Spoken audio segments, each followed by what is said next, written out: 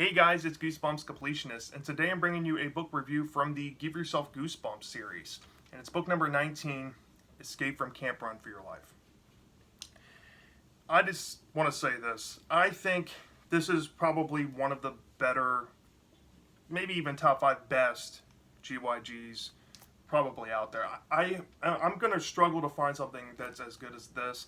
The only other book that I think I love more than this is Scary Birthday to You, but this book is phenomenal. It's up there with One Night in Pain House, which I also love as well. I mean, this one is just one of the better GYGs I've read. Even one of the better camp books, better zombie books out there. I'm genuinely impressed with this. I think I read this when I was a kid, but I didn't really remember much. And after rereading it, I was thoroughly impressed by this. So let's get into the plot overview without giving too much away. So your Uncle Ed is trying to drop you off at this camp called Camp Pendleton. And you're driving through this countryside and you don't really know how to get to the camp. You're kind of lost with your uncle, so you have to stop and ask some locals for direction. And then eventually you get led to this camp, which presumably is Camp Pendleton. And when you get dropped off, you meet this camp counselor. I think his name is Coach Crump. I think that's his name, or Counselor Crump, or whatever his name is. And he greets you, and your Uncle Ed peels off, and you're now at this camp. And you now know that, hey, this camp isn't really Camp Pendleton, because on the way driving in, the sign actually reads Camp Running Leaf. So instead of your uncle trying to, turn around and go find Camp Pendleton, he just drops you off here and says, hey, go to this camp. So you are told by Coach Crump that you have two choices. You can either go to this campfire, this meeting thing, and that takes you on one half of the book. And then the other is called the selection, which takes you on the other half of the book. And I'm going to have to say, the better choice is the campfire selection, where you get to go, I think you get to go and venture through the woods, and this storyline had me hooked. So there's 2 delineation points in every single Give Yourself Goosebumps book. This one, as you can tell by the cover, there's zombies. One ventures down this zombie route. I'm gonna call this the zombie path, and the other one is the alien path. The zombie path I'm genuinely impressed with. So basically, you come across people at this camp, and you realize that one of your least favorite people that you know from home is going to this camp with you, and unfortunately you have to stick by her side the whole night, because come to find out that Camp Running Leaf is also known as Camp Run for Your Life, because there's undead zombies lurking in the woods, and it's being run by this being called the Cemetery Man. Now, the Cemetery Man has some of the greatest obliqueness to the character. There's so much vagueness in the beginning when you discover about the Cemetery Man, and honestly, the sound of the Cemetery Man is almost kind of like the Slender Man in the woods. Have you ever heard of that creepypasta that blew up and became like very phenomenal and internationally acclaimed? This kind of reminds me of that in a lot of ways. So you and your friend basically have to go through a couple of hurdles in this part. A lot of stuff that happens in the zombie arc, but some of the greatest stuff I can think of is how the Cemetery Man is basically revealed. I'm not going to say who it's revealed to be, but the Cemetery Man reveals who they actually are and what they plan to do.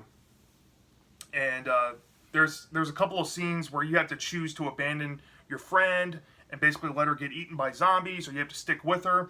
Now, if you choose to abandon her, you end up running into your Uncle Ed, who you then have to spend the rest of the zombie arc going down that path. And honestly, some of the best endings in this book are down this path where you abandon your friend.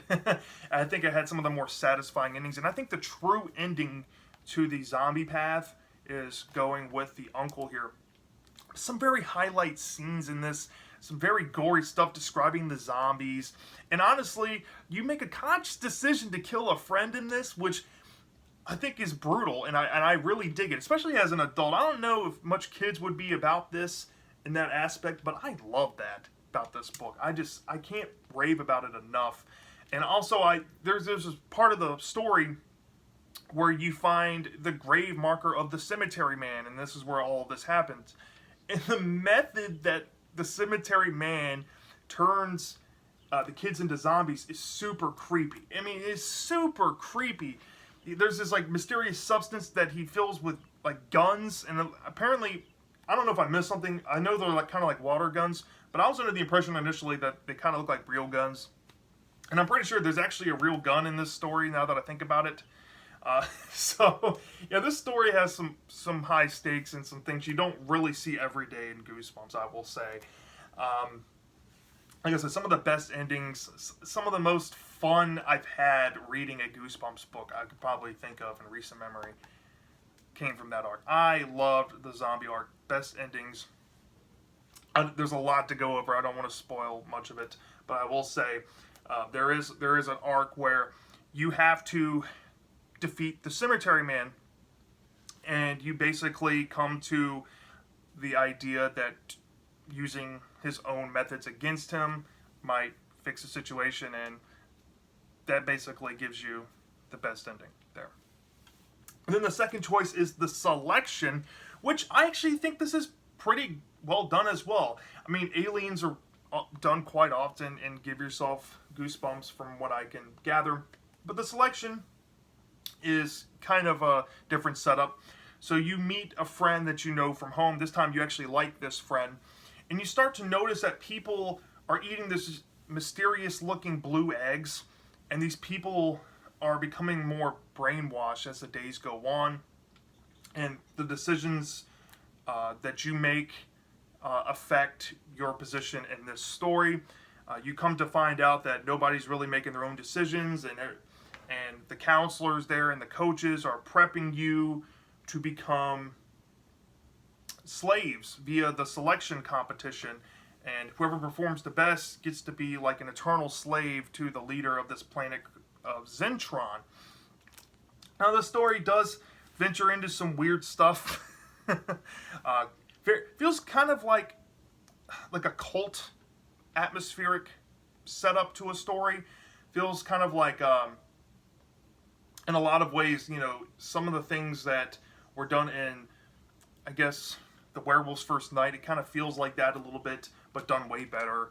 That's the short story from, I think, the second Tales to Give You Goosebumps book. And the Zentronians are very weird creatures. And they're not too bad of endings. Like I said, a lot of stuff happens in this story. I don't want to spoil it because it's so good. And also, I read this a while back, so I really don't remember all that much. I'm sorry, I'm retroactively making this video. I've been busy recently. I'm probably not going to give this one the most in-depth of reviews here. But from what I can remember, I loved both arcs of this. And the best ending, I think, I will put into the zombie arc.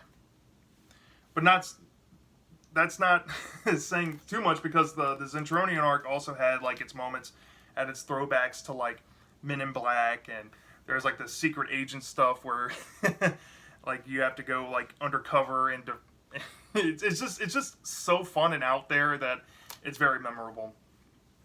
And let's go over the strengths, because that's basically all I have to say about the book. Let's go over the strengths. So one of the strengths I have with this book is just how fun it is and how atmospheric it is. It's one of those books that it doesn't take itself seriously, and that's probably the best strength it has. It just goes for it. It throws everything at the proverbial wall, and everything lands and sticks on that wall, which rarely happens in a Goosebumps book. This book is not afraid to go there. It's not afraid to try something different, try something fun. And that's all I could ask for a book like this. I mean, this book just kind of made me feel like a kid reading Goosebumps again, even though I'm an adult reading it now. This brought out the kid within me while reading these books, and I'm really impressed with this book. Honestly, this might be one of my all-time favorite books. I don't really know yet, but I'm pretty sure it might be a top 10 contender one of these days. But yeah, I love this book. really nothing negative to say about it. So if I had to rate it from a 0 to 5 stars, I'm going to give this a 5 out of 5. I know Michael, Goosebumps fan, reviewed this a while back, and he loved this book too. And this was, yeah, this is one of my favorite books. This is one of them. Yeah, I love this. So yeah, let me know in the comment section if you loved or hated this book. I'm dying to know. And I'll see you next time.